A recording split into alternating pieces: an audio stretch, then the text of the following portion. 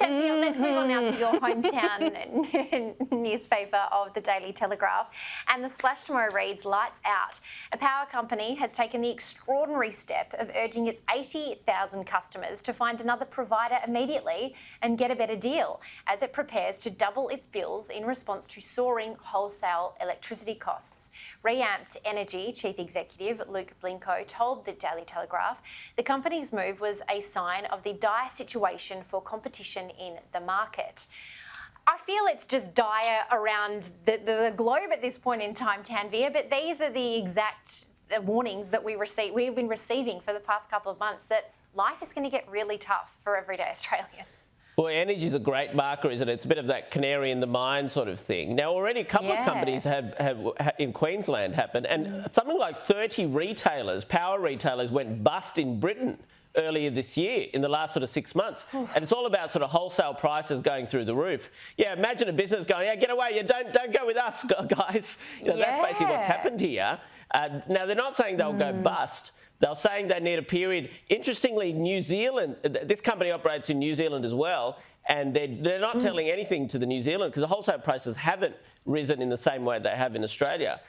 So, look, again, a bit like the gas conversation we just had, but energy prices are going to be a real, because they're going to be like a chokehold on the Albanese government in this early phase.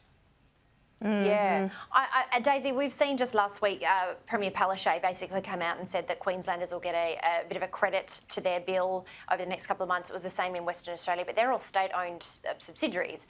I guess when we see the fact that when September swings around and the fuel excise is going to be reinstated, and then this, I guess how do we safeguard ourselves from the fact that we're going to be bleeding from our hip pockets come, mid-winter, if not spring?